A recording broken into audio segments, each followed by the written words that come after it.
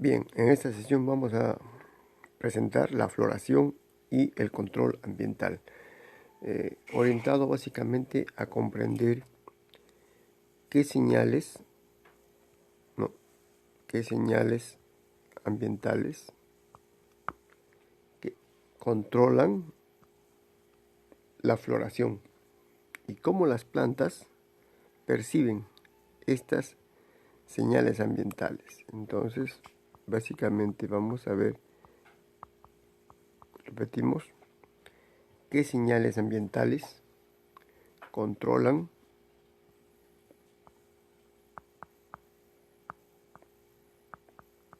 la floración y cómo las plantas perciben dichas señales. Bien, para eso indicaremos de qué depende el éxito de la floración. Bueno, en realidad el éxito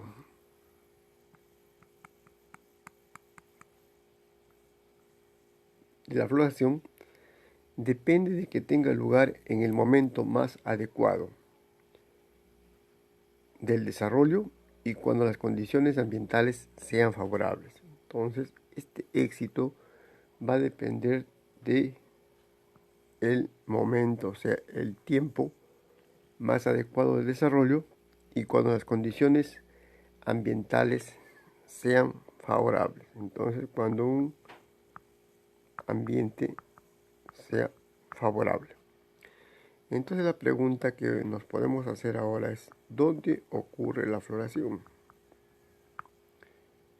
¿Cuándo ocurre la floración? ¿Y cómo ocurre la floración? Bueno, eso vamos a tratar entonces ahora de comentar. Para eso indicamos lo siguiente. Para estudiar los procesos biológicos en los seres vivos y particularmente en las plantas, se toma en cuenta modelos o especies biológicas que son precisamente eso, son modelos para servir como referencia para diferentes procesos que ocurren en individuos similares. Por ejemplo, en el caso de las plantas modelo son varias, pero la principal planta modelo es la planta Arabidopsis thaliana. Esta planta, por varios criterios, facilidad de estudiar, de propagar, un genoma bastante descifrado, sirve como una planta modelo. Entonces, todos los procesos biológicos en plantas han sido principalmente evaluados en esta planta modelo, la Arabidopsis thaliana. Y luego ella sirve como un patrón comparativo para ver qué sucede en otras especies. Veamos entonces qué pasa con Arabidopsis thaliana. Borramos esto. Borramos. Y acá tenemos precisamente nosotros. Acá tenemos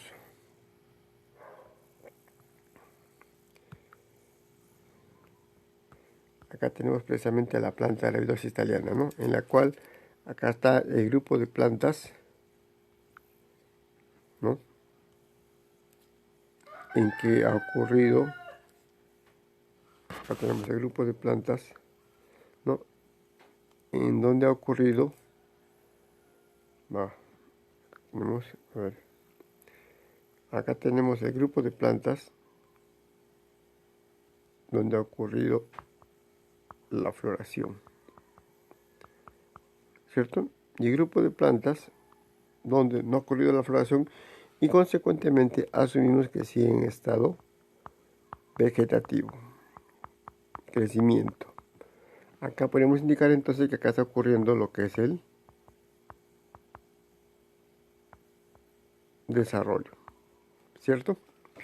Bien, bajo esta presentación, entonces ahora vamos a ver nosotros, tomando en cuenta esta planta modelo, dónde sucede la floración, ¿no? ¿Dónde sucede? Entonces, ¿en qué parte, estrictamente hablando, de la planta ocurre la floración y cómo es su control?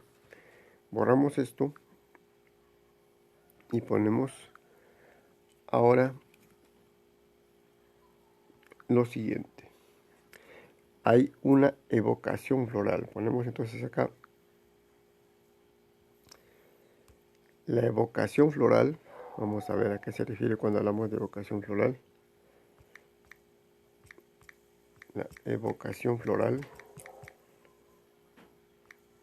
para que se diferencie en flor, ¿no? Vamos a ver nosotros entonces la evocación floral. Dado que las plantas son organismos sedentarios, tienen una fuerte influencia ambiental, por cuanto no nos olvidemos de que las plantas, por su propia condición de sedentariedad, no pueden evadir de manera permanente los estímulos ambientales, porque están precisamente ancladas al sustrato.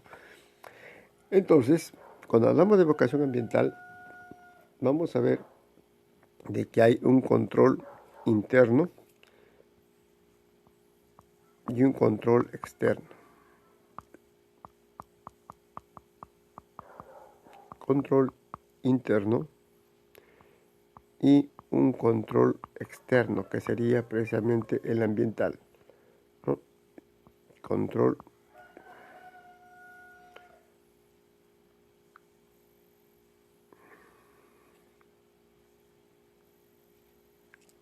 acá tenemos entonces un control externo, ¿no? Bien, entonces, para que ocurra la formación de la flor, tiene que haber procesos que corresponden, como indicamos, a un control interno y a un control floral y a un control externo. Pero control equivale a regular, controlar equivale a regular. Entonces veamos ahora esa regulación cómo se da. Tenemos entonces una regulación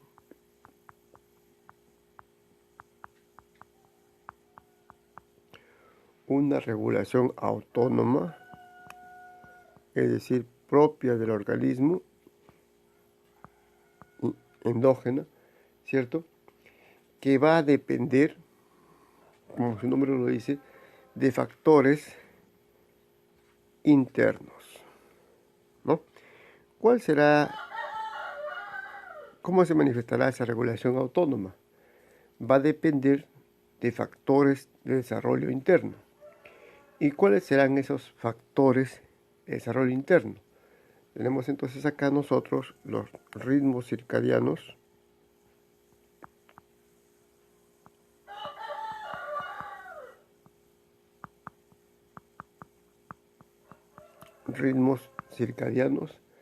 tenemos lo que vamos a explicar a continuación también, lo que se denomina cambio de fase,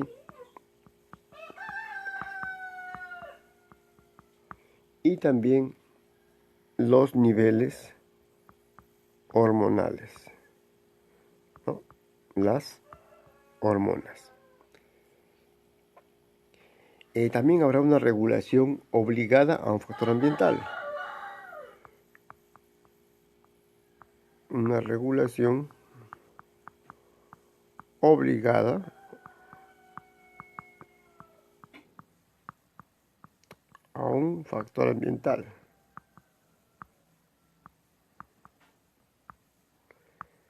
En este caso ya estamos hablando de qué?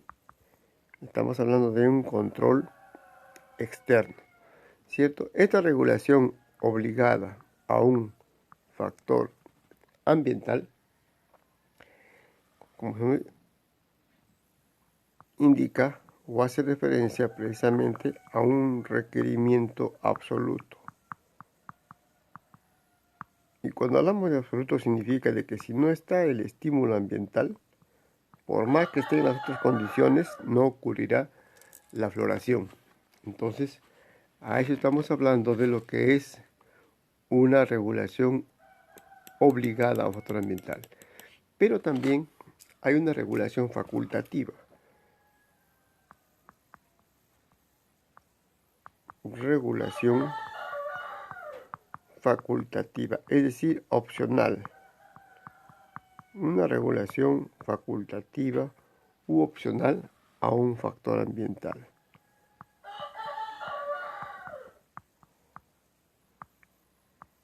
Es decir, que la flor a formar, aunque no es este factor ambiental, pero hay factores internos que lo impulsen, que la induzcan.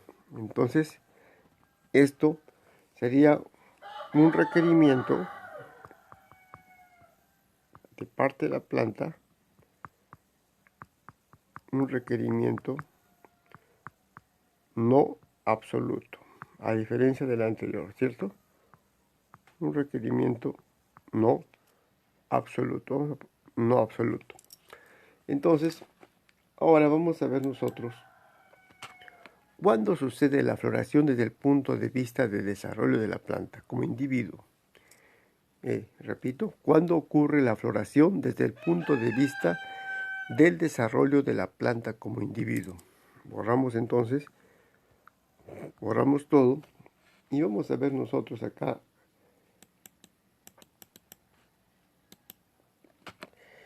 que dónde ocurre la diferenciación a nivel celular y luego a nivel tisular para que se formen las estructuras florales. Entonces ponemos acá nosotros lo siguiente. Ponemos como título acá el ápice caulinar, tiene que, básicamente se refiere al tallo, ¿cierto? Y los cambios de fase. Y los cambios de fase. Acá está. Entonces, la formación de estructuras florales va a ocurrir precisamente en el extremo, ¿no?, de las zonas de crecimiento, en los meristemos, ¿cierto? El ápice caulinar en el tallo. Y tiene que ver con unos cambios de fase. Vamos a ver a qué se refiere como cambios de fase. En primer lugar, vamos a mencionar que la planta pasa por una fase de desarrollo, no una fase de crecimiento. En este caso es la fase juvenil, ¿cierto? Pero continúa la fase de crecimiento y ahora ya no es juvenil, sino sigue como fase vegetativa adulta de la planta. Fase vegetativa adulta, ¿no? En este momento, en la fase vegetativa adulta, va a presentarse la capacidad de formar estructuras reproductivas. Entonces ponemos acá capacidad, ¿qué va a ocurrir acá? La capacidad de formar estructuras reproductivas. Capacidad de formar estructuras, como básicamente la flor, ¿cierto? Estructuras reproductivas. Esa capacidad de formar estructuras reproductivas es lo que se va a conocer con el nombre de competencia. Es decir, la planta, se va a hablar que la planta es competente. No competitiva, sino competencia. Luego viene ya una fase reproductiva adulta. Una fase, vamos a borrar acá. Vamos a poner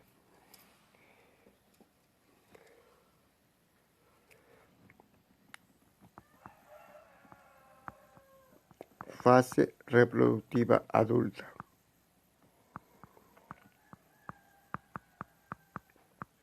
En esta fase reproductiva adulta, ¿no?, ya se va a presentar otro proceso denominado determinación.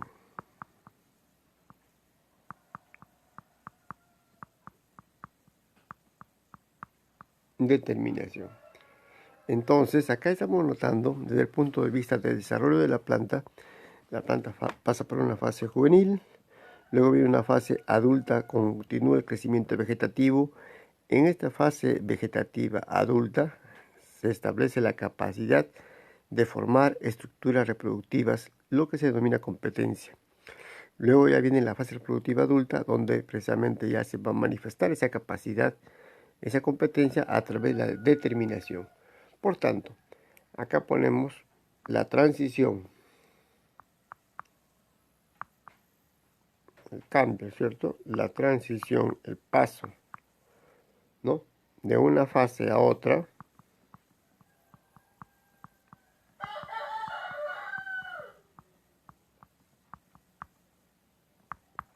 ¿Cómo se va a llamar?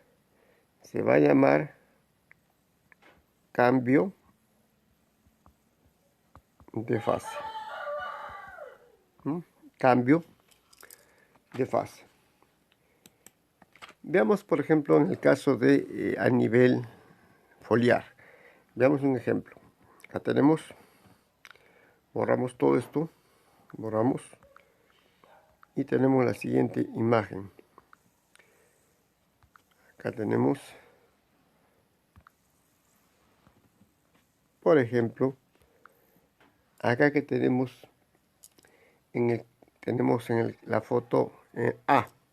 En la foto A tenemos nosotros acá las hojas, que serían las hojas juveniles, ¿no? Y acá tenemos en la derecha las hojas adultas, ¿no? Esto en la especie Eucalyptus globulus, ¿cierto? En este árbol, en esta especie arbórea, vemos de que precisamente las hojas juveniles tienen una forma, ¿no?, mucho más extensa, más casi acorazonada. Sin embargo, ellas son muy alargadas en el caso de las hojas adultas. Ha habido una diferenciación. Veamos ahora de manera más detallada la competencia y la determinación, que son precisamente, como mencionamos anteriormente, las dos etapas de la evocación floral. Borramos entonces todo y ponemos acá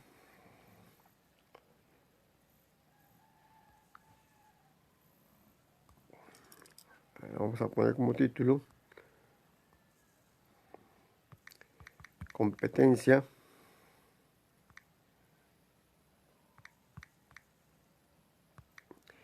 y determinación, ¿no? Competencia y determinación, ¿qué cosas son? Son dos etapas de la evocación floral, ¿cierto? Las dos etapas de la evocación floral. Ahí está. Muy bien. Entonces ponemos acá esto. ¿Y qué vamos a indicar entonces? Hemos indicado hace un momento nosotros con respecto a competencia, ¿cierto? A competencia, que es la capacidad de responder del modo esperado al recibir las señales apropiadas de desarrollo. Entonces, ¿qué será competencia? Competencia, vamos, para que no haya tanta letra grande, ponemos acá entonces, ¿qué será? La capacidad de responder, ¿cierto? La capacidad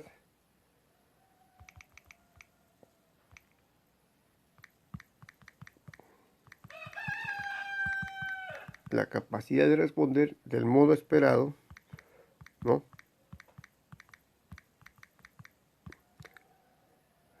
al recibir las señales apropiadas de desarrollo. Al recibir las señales apropiadas de desarrollo. Las señales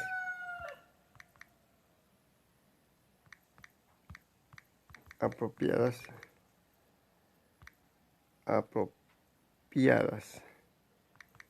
de desarrollo.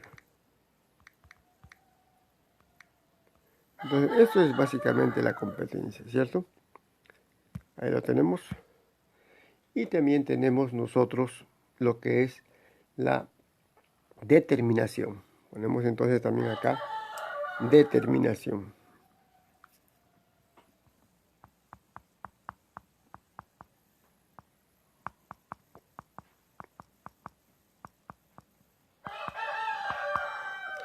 ¿Qué será la determinación? Vamos a reiterarlo otra vez con un texto, ¿no?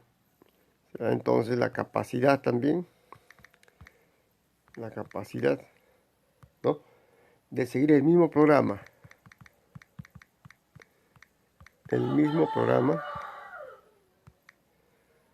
o procedimiento. Vamos a poner el mejor programa, el mismo programa, ¿no?, de desarrollo. Incluso después de haberla separado, de su posición normal en la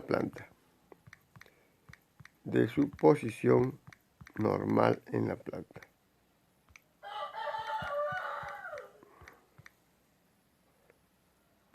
Ahí está. Eso entonces es la determinación. Vamos acá, ¿no? Y luego viene, ¿a qué corresponde todo esto? Esto va a terminar con la expresión. Entonces acá ponemos nosotros expresión.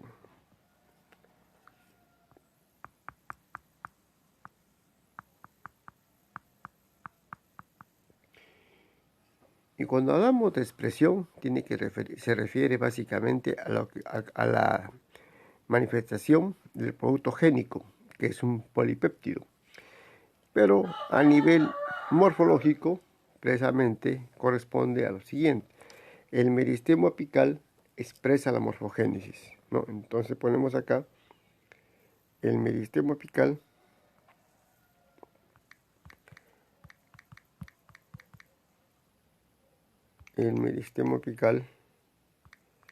¿no?, expresa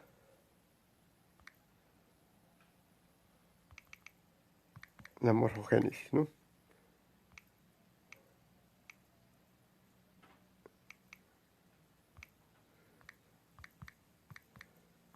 El meristemo apical expresa, ¿no?, la morfogénesis.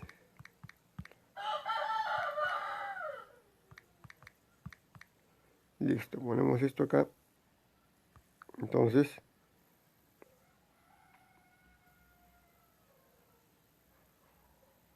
ahí está.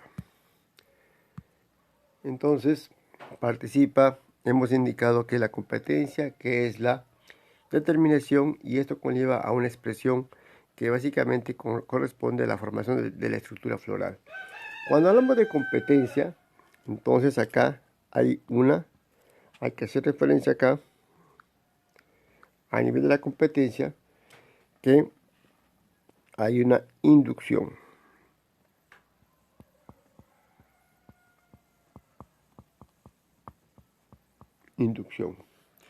Esta inducción va a llevar de la competencia a la determinación.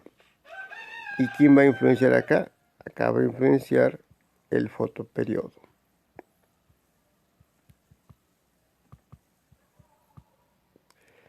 Vamos a borrarlo, creo que no se nota muy bien. Vamos a ponerlo acá. Indicamos entonces que la inducción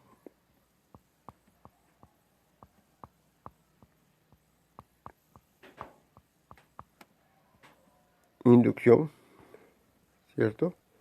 Acá ponemos fotoperiodo.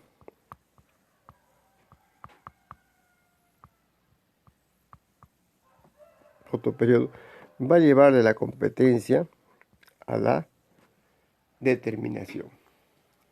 La determinación, ¿cómo lleva la expresión? Ya lo sabemos, a través de la transducción de señal. Va a llevar, ¿no?, de la determinación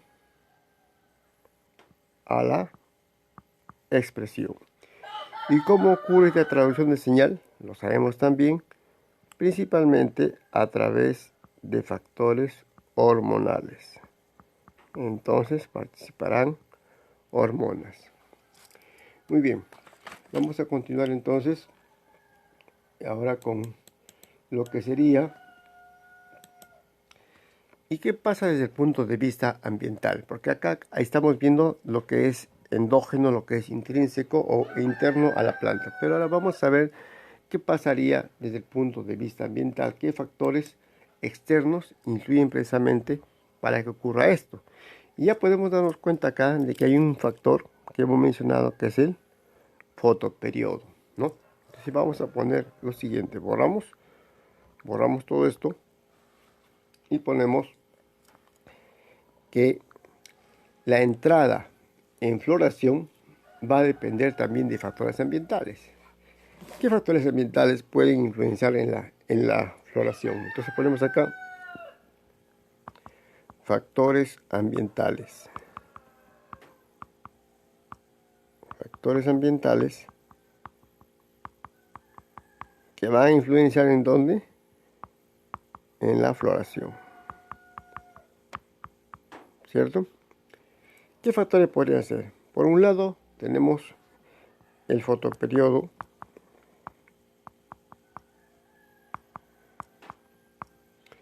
Tenemos también la vernalización.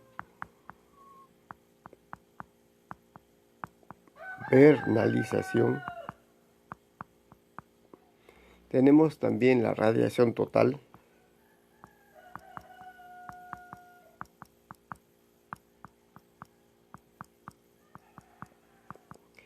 Y por último tenemos la disponibilidad de agua.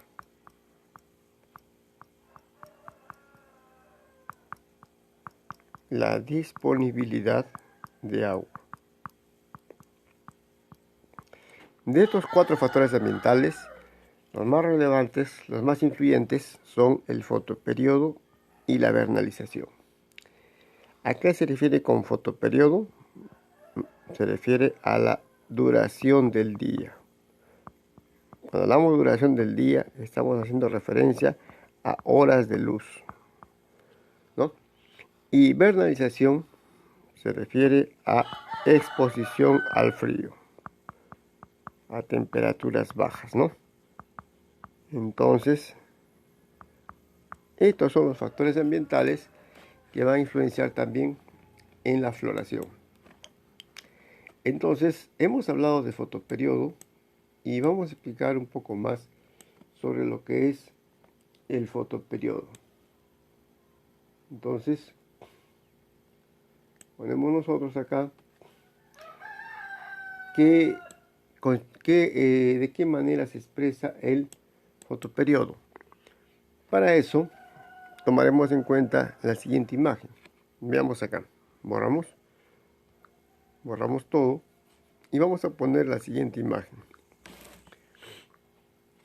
Acá está. Acá está esta imagen. Estos investigadores, ¿no?, Gardner y Allard, que tenemos en la foto, fueron los que descubrieron lo que se conoce ahora como fotoperiodo, donde indican que el efecto de la duración de la longitud del día sobre la floración fue descubierto precisamente hace unos 70 años por 2 investigadores que tenemos en la fotografía, ¿no? Gardner y Allard. Ellos, como lo pudieron evidenciar el fotoperiodo, trabajaron con 2 plantas, con planta mutante de tabaco. Ponemos una planta mutante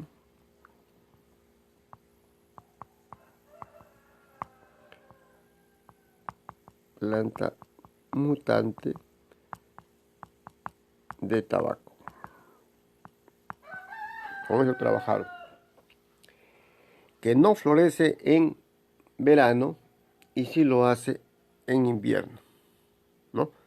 Una planta que... Ahora, cuando se habla de mutante, ¿a qué se refiere cuando hablamos de organismo mutante o planta mutante en particular?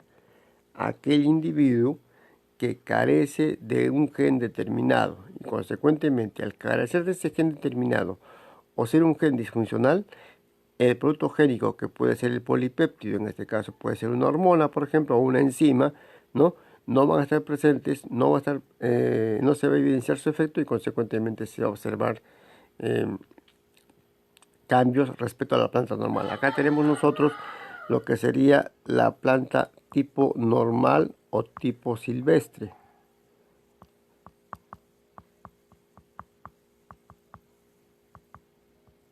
¿no?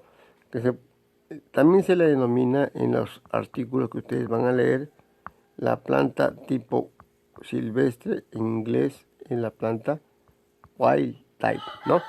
Esta es la normal comparativa. Y la de la izquierda sería la planta mutante, en el cual se nota que también hay una retracción en el crecimiento. Muy bien. Ahora vamos a ver entonces a qué vamos a explicar más sobre el fotoperiodo. Entonces tenemos lo siguiente. Las plantas que florecen solamente bajo ciertas condiciones de luminosidad dependientes de la longitud del día se denominan fotoperiódicas. Estos autores que tenemos acá son los autores Gardner y Allard. Estos dos investigadores denominaron a este fenómeno fotoperiodismo. Entonces repito, las plantas que florecen solamente bajo ciertas condiciones de luminosidad dependientes de la longitud del día se denominan fotoperiódicas. Y lo descubrió este principio Gardner y Allard. Ahora vamos a ver nosotros, según sus respuestas a la duración del día, cómo se pueden denominar las plantas. Entonces borramos acá, borramos todo y ponemos lo siguiente. Las plantas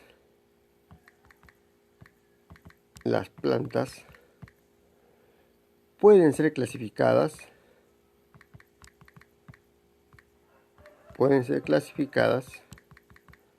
¿no? por sus respectivas respuestas fotoperiódicas, por sus respectivas respuestas fotoperiódicas. Ahí está.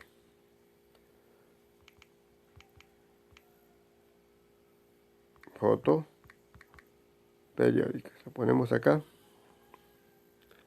Ya. Ahí está. Entonces, habrá plantas de días cortos. Habrá plantas de días largos. Habrá plantas de días neutro. Plantas de días largos, ¿no?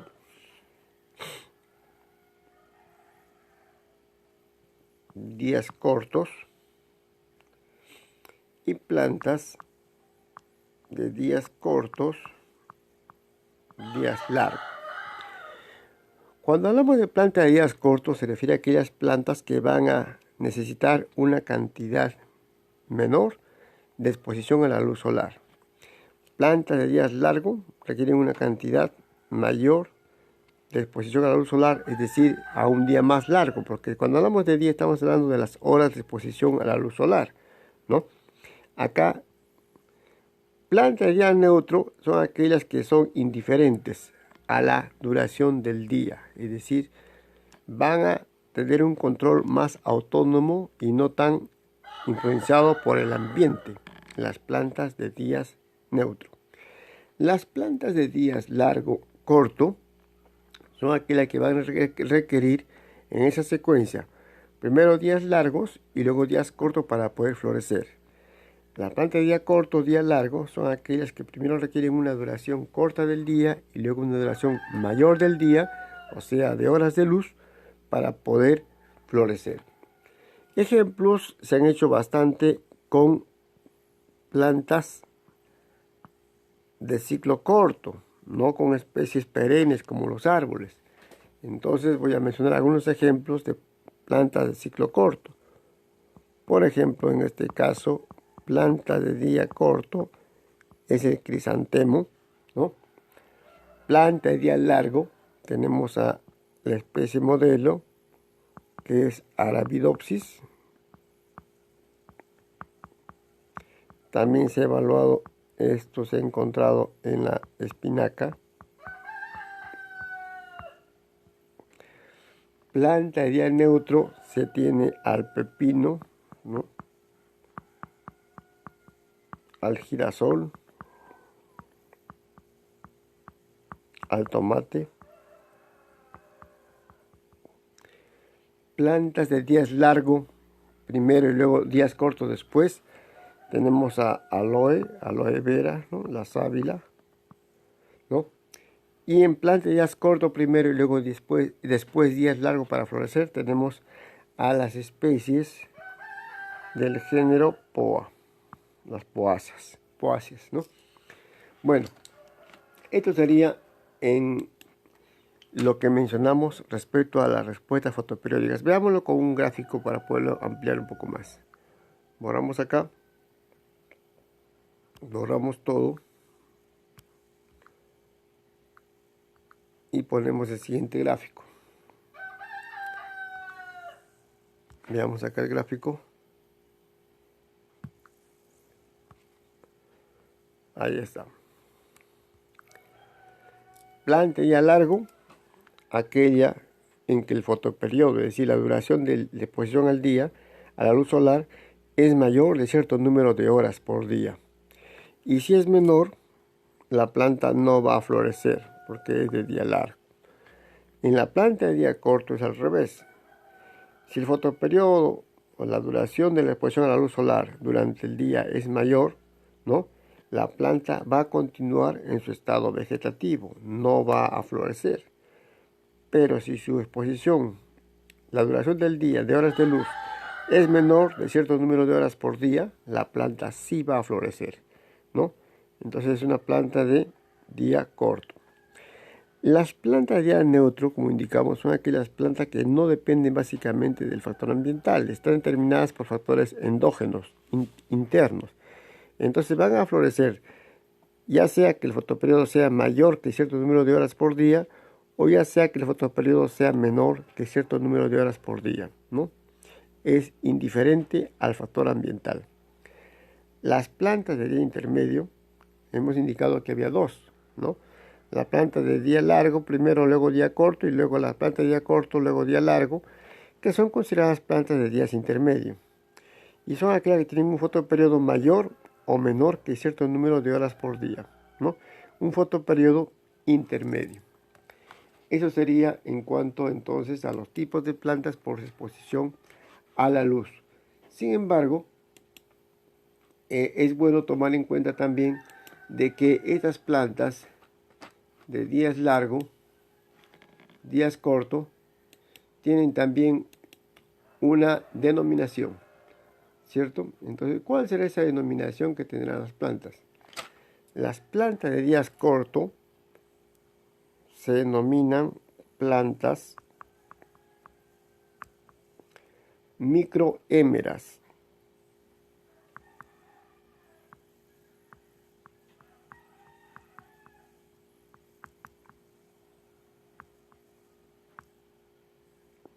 Y las plantas de días largos serán las plantas macrohémeras. Plantas macrohémeras. Esa es una denominación también para estas plantas. Repito, plantas de días largo, las plantas macrohémeras, plantas de días cortos, las plantas microhémeras. Bueno, ¿dónde se percibe esta señal para el fotoperiodo? Veamos la siguiente gráfica. Borramos esto y ponemos acá la siguiente imagen. Acá está. En realidad, la hoja es el sitio de percepción del estímulo fotoperiódico, ¿no? Entonces, la hoja es el sitio de percepción del estímulo fotoperiódico, la hoja, ¿no? Y ustedes se preguntarán, pero la flor se forma en otra parte de la planta. Entonces esto nos estará indicando de que habrá mediadores químicos que vayan desde la hoja hasta la zona caulinar apical para que se diferencie las estructuras florales, ¿no? Pero repito, el estímulo para la percepción, el estímulo periódico es percibido básicamente por las hojas de las plantas. Ahora veamos nosotros ya un ejemplo en cuanto a la floración y la exposición al día con relación a los mediadores químicos que sabemos que es el fitocromo. Borramos entonces todo esto. Ponemos la siguiente imagen.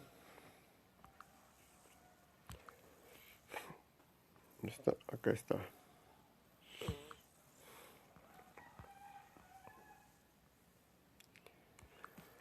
Bien, vamos a explicar qué tenemos acá nosotros en esta figura. Nos muestra el efecto que tiene la interrupción del periodo de oscuridad en plantas de días corto, ¿no? Y de día largo. En el caso de la planta de día corto tenemos al cadillo. Entonces el cadillo, esta especie es una planta de día corto. El trébol es una planta de día largo. Vamos a ver barra por barra. En la primera barra, como se puede ver en la primera barra, en condiciones de día corto, en este caso, por ejemplo, 10 horas de luz y 14 de oscuridad, porque acá hemos puesto la mitad del día, ¿no? Acá está. Esta sería la mitad, ¿cierto? Pero como es día corto, se considera para este caso 10 horas de luz y 14 horas de oscuridad, florece la planta de día corto y no la planta de día largo, que es el trébol, ¿no? Y si ustedes ven en la parte inferior que tenemos, precisamente tenemos ya el fitocromo. Sabemos que la forma inactiva del fitocromo es la forma PR. Cuando recibe el estímulo luminoso por 10 horas, en este caso, para la planta de día corto, se forma el PFR, que es la forma activa del fitocromo, el cual se va a ir degradando poco a poco en la oscuridad hasta volver a ser PR. ¿Qué pasa en la segunda barra? Veamos ahora nosotros la segunda barra. En condiciones de día largo, es decir, ahora al revés, segunda barra, 14 horas de luz y 10 horas de oscuridad, la segunda barra, va a florecer la planta de día largo. No va a florecer la planta de día corto, que es el cadillo, ¿no? Acá en cambio sí florece y acá no florece, hemos visto, ¿cierto? Entonces repito, en condiciones de día largo, 14 horas de luz y 10 horas de oscuridad, que es la segunda barra, florece la planta de día largo, pero no la planta de día corto. Ahora veamos la tercera barra. En la tercera barra vemos cómo la interrupción del periodo luminoso con un corto periodo de oscuridad en condiciones totales de día largo no afectan para nada a la floración de las plantas de día corto. Siguen sin florecer. Y de las plantas de día largo siguen floreciendo.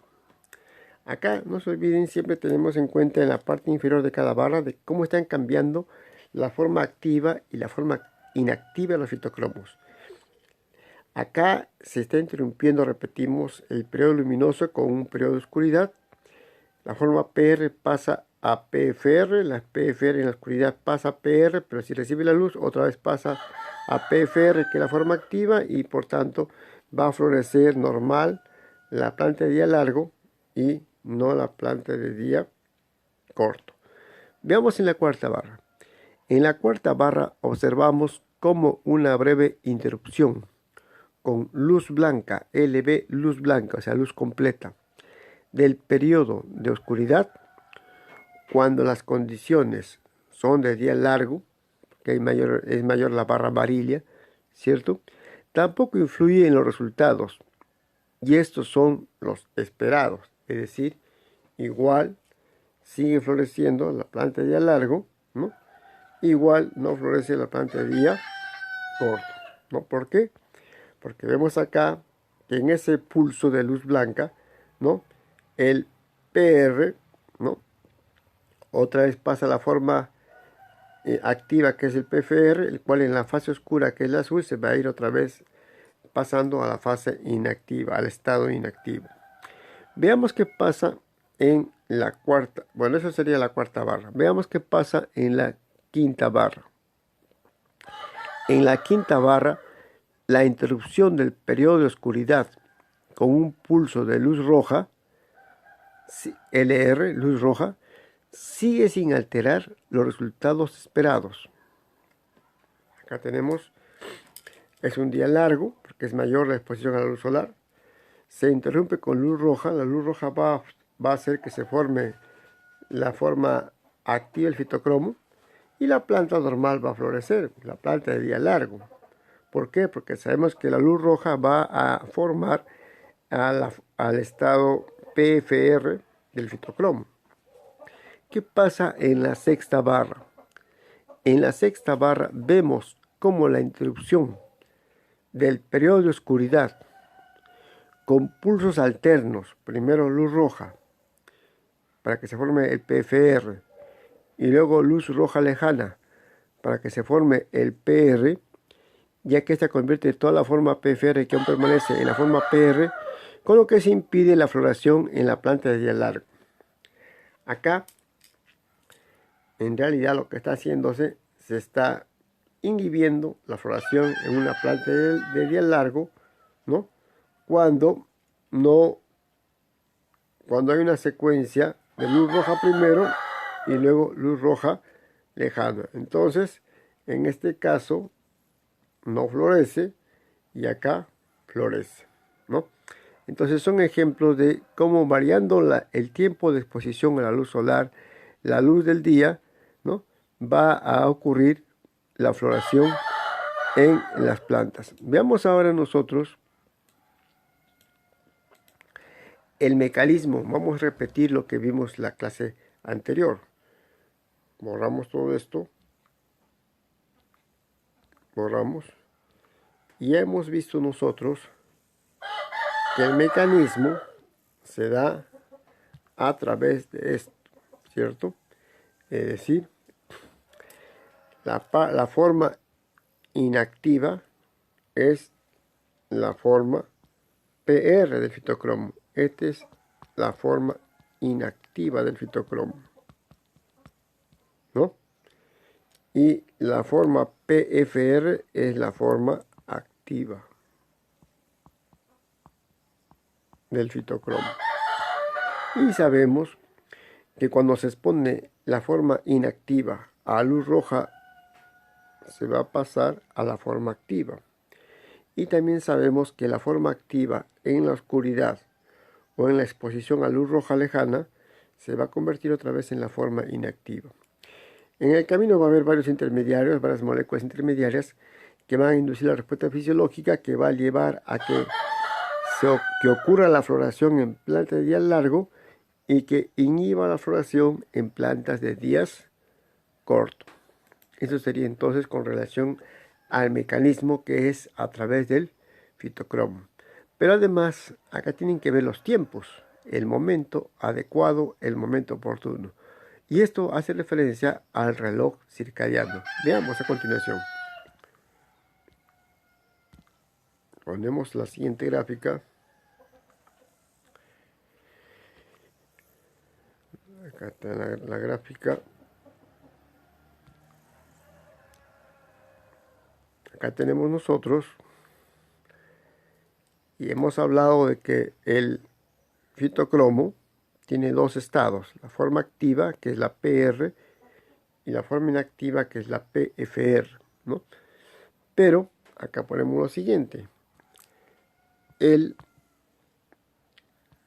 reloj circadiano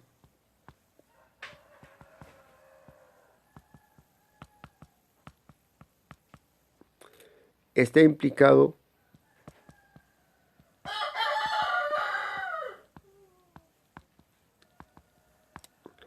en el ajuste fotoperiódico del tiempo, ¿no? En el ajuste fotoperiódico del tiempo.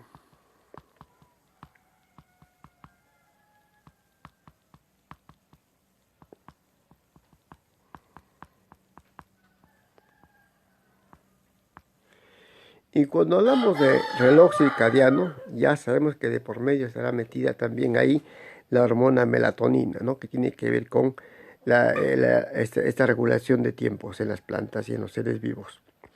Acá tenemos algo curioso. Tenemos que el fitocromo, ¿no?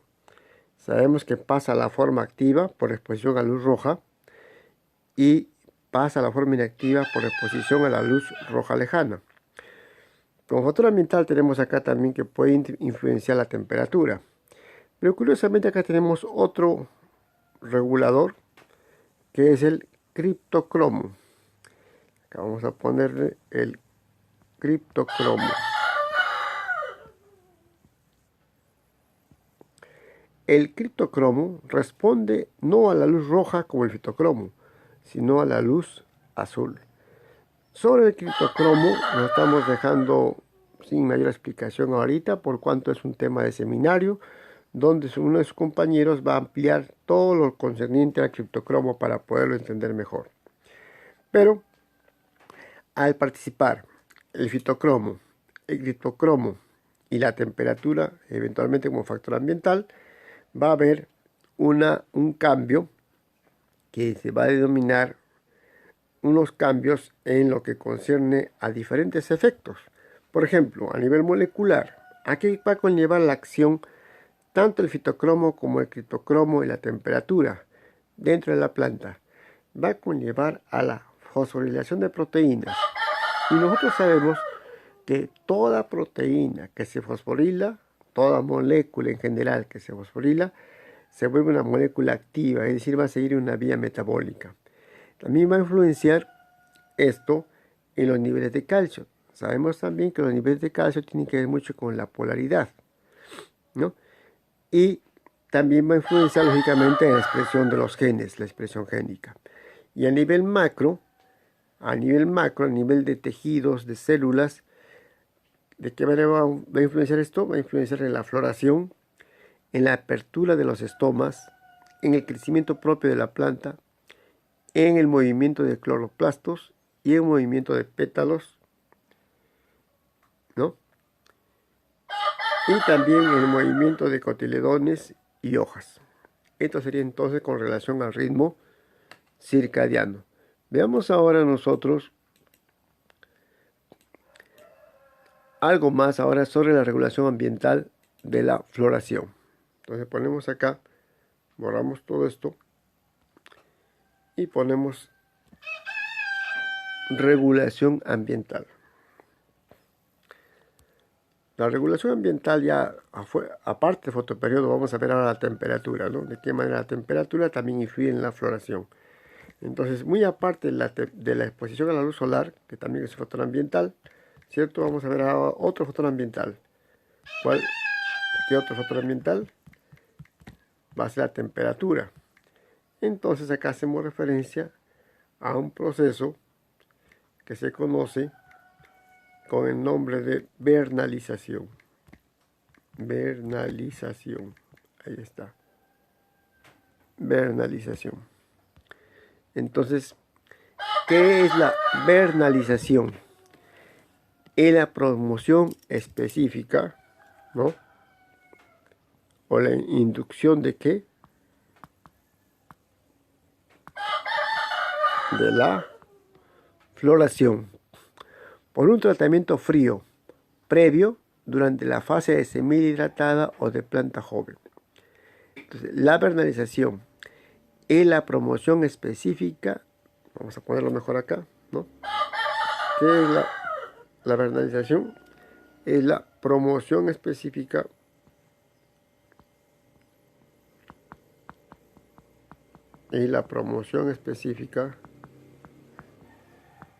¿no? De la iniciación de la floración.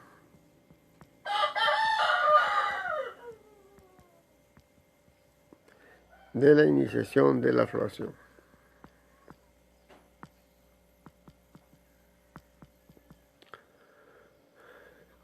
Por un tratamiento físico previo,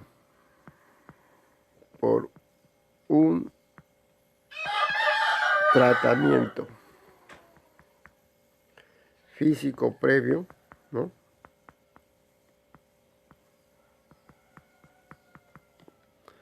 Durante la fase de semilla hidratada,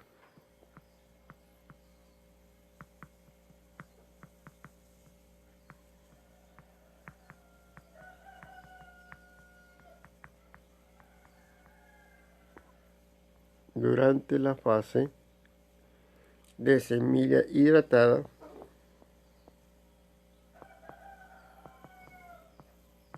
¿no? O de planta joven.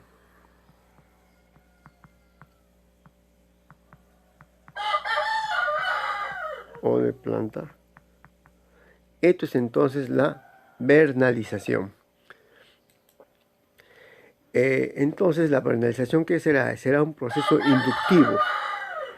La vernalización entonces que ponemos acá induce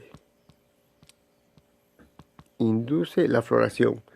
Es solo un proceso inductivo que determina una aptitud para la floración, pero normalmente esta solo se manifiesta bajo las condiciones de fotoperiodo y temperaturas adecuadas, ¿no? Entonces, repito, la vernalización es solo un proceso inductivo que determina una aptitud para la floración, pero normalmente la floración solo se manifiesta bajo las condiciones de fotoperiodo y temperaturas adecuadas. Entonces, ¿cuál será el punto de percepción para la vernalización? Hemos visto que el punto de percepción para el fotoperiodo son las hojas, pero ahora el punto de percepción para la vernalización es el ápice caulinar. Entonces acá ponemos el ápice caulinar, donde está el meristemo, ¿cierto? El ápice, caramba, vamos a borrar, el ápice caulinar es el punto de percepción de la vernalización. Entonces, ¿qué ponemos acá? Ponemos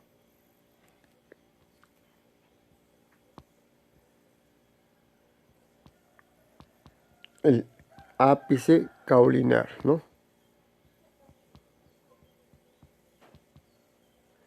Es el punto de percepción para la vernalización. Entonces no nos olvidemos, no es la hoja, es el punto de percepción para la vernalización.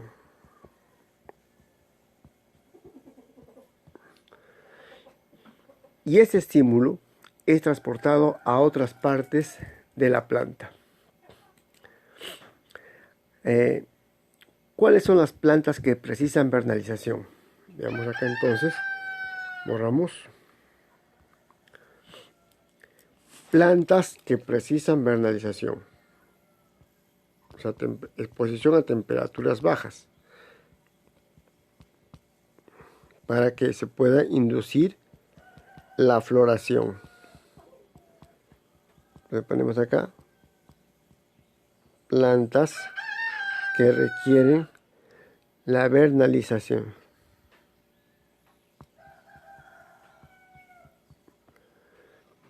Están los cereales de invierno. Vamos a ponerlo acá.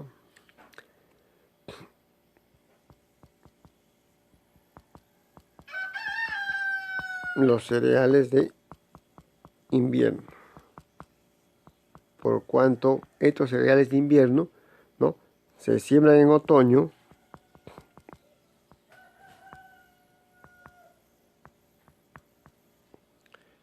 se siembran en la estación otoñal, ¿no? Florecen en primavera,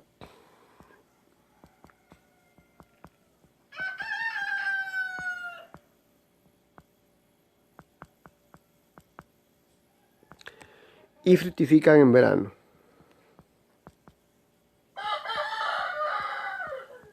fructifican, ¿no? Dan fruto en verano.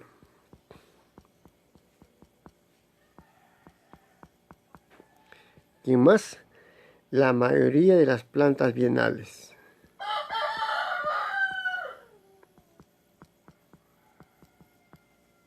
Que duran 2 años, ¿cierto?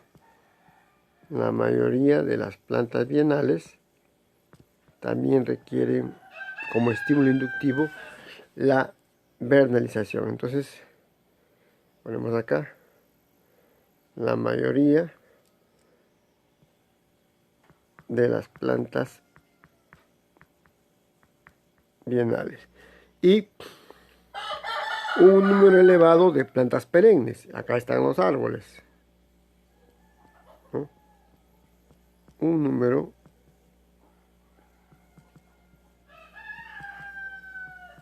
elevado de plantas perennes. En este caso, acá incluimos a los árboles.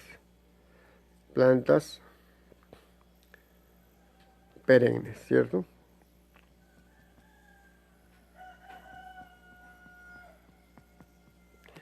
Serán entonces las plantas que requieren vernalización para que pueda inducirse la floración. Hay que recordar que esta vernalización puede ser absoluta o relativa. Cuando decimos absoluta, significa de que necesariamente la planta tiene que necesitar temperaturas bajas. Y cuando decimos relativa es de que es opcional, es decir, es algo facultativo.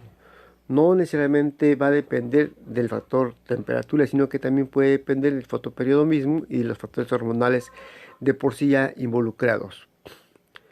Bueno, esto sería entonces con relación a lo que es la vernalización. Veamos ahora qué pasa básicamente en la vernalización. Ponemos acá, borramos todo esto, borramos y ponemos acá vernalización. Vamos a poner acá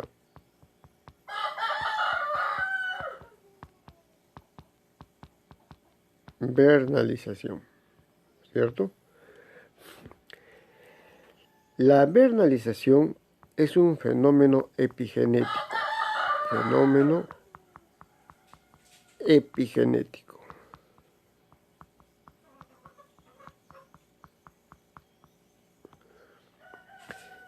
Establece un cambio que perdura a través de las divisiones mitóticas en ausencia del estímulo. Entonces ponemos acá, nosotros establece un cambio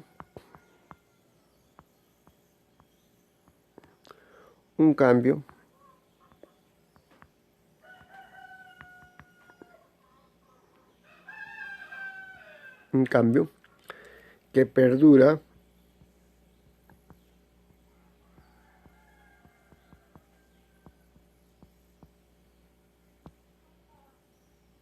¿no?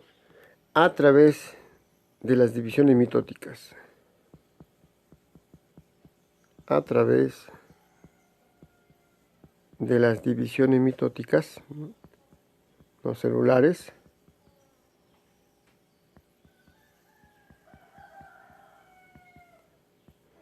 ¿No? Así ya no esté presente el estímulo, ¿no? Entonces ponemos acá en ausencia del estímulo. En ausencia del estímulo. Por tanto, si es un fenómeno epigenético, la vernalización no se hereda. La vernalización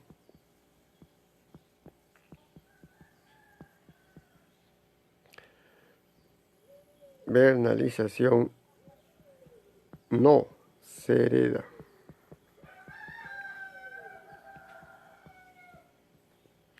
Y algo importante, pero ¿qué se hereda entonces? Si la vernalización no se hereda, ¿qué es lo que se estaría heredando? Lo que se hereda es el requerimiento de vernalización. Entonces ponemos acá el requerimiento.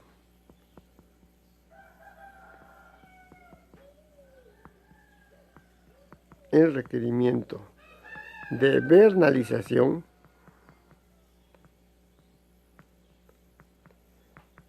este requerimiento de vernalización sí se hereda.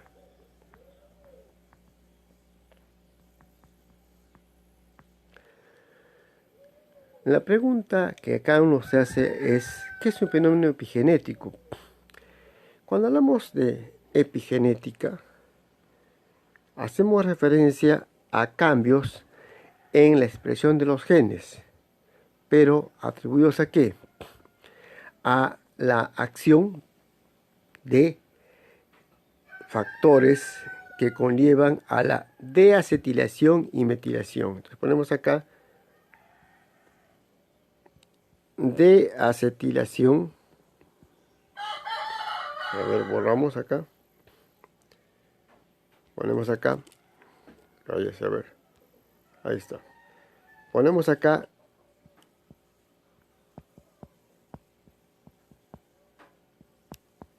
deacetilación, ¿no?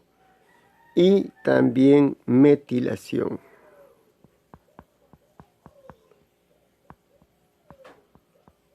Metilación. ¿De qué?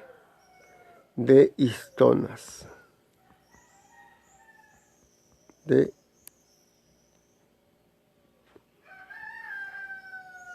histonas. ¿Qué son las histonas? Acuérdense ustedes. Sabemos que las histonas son proteínas que están asociadas al DNA. Si estas proteínas se metilan o se deacetilan, es decir, agregan un grupo metilo o remueven un grupo acetilo, esto va a influenciar en la expresión génica, ¿no? Entonces, no es que se esté cambiando estrictamente al gen, sino que se está o silenciando o expresando ciertas secuencias génicas. Esto se denomina consecuentemente cambios epigenéticos. Repito, un cambio o un fenómeno epigenético no involucra al gen, al material genético en sí, sino a las moléculas que interactúan con el DNA y que van a influenciar en su expresión. ¿Qué moléculas están asociadas al DNA? Las moléculas que están asociadas al DNA son las proteínas histonas. Estas proteínas histonas, según se deacetilen, es decir, pidan un grupo acetilo, o se metilen, agreguen un grupo metilo, van a influenciar en la expresión génica. Entonces, esto es lo que podemos señalar nosotros respecto a la clase de hoy día. Vamos a ver si hubiera alguna gráfica más. Vamos a ver si hubiera alguna gráfica más. Vamos a ver. Vamos, acá tenemos.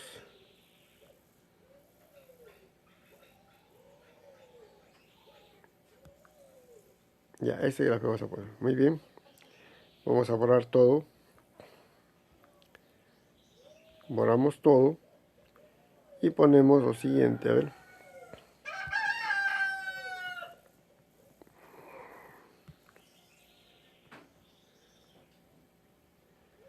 Acá tenemos, por ejemplo, nosotros, ya para terminar, ¿no? Un cuadro que condensa lo que hemos mencionado respecto a la floración. Planta de día neutro, ¿no? En condiciones de día largo, las plantas de día neutro florecen normalmente. ¿Por qué? Porque, como su nombre lo dice, no responden al estímulo luminoso, a la duración del día. Las plantas de día neutro en días cortos también florecen normalmente, porque repetimos, las plantas de día neutro no responden al factor ambiental, sino a factores endógenos o intrínsecos. ¿Qué pasa en las plantas de día neutro cuando se le agrega un injerto de planta de día largo y se le pone a día largo? La planta de día neutro florece más rápido. Miren ustedes acá entonces la importancia de este procedimiento, que es el injerto, ¿no? Lo que se requiere para muy importante para la producción agrícola. La planta de día neutro, cuando se le agrega un injerto de planta de día corto y se les pone a condiciones de día corto, la planta de día neutro florece también más rápido. Una planta de día neutro que se le ha puesto un injerto de planta de día largo y se le ha colocado en condiciones de día corto, la planta de día neutro va a florecer muy poco o lentamente. La planta de día neutro, cuando se le agrega un injerto de planta de día corto y se le expone a condiciones de día largo, la planta de día neutro florece normalmente, ¿no? Porque se ha logrado un balance, digamos, entre la exposición por la planta de día corto con el periodo de día largo. Las plantas de día largo en día largo producen sustancias inductoras de floración. Las plantas de día largo en días cortos producen sustancias inhibidoras de la floración. Las plantas de día corto en día corto producen sustancias inductoras de la floración. Y las plantas de día corto en día largo no producen sustancias inhibidoras de la floración, ¿no? Bueno, este sería entonces el resumen y con esto estaríamos terminando la clase correspondiente al día de hoy.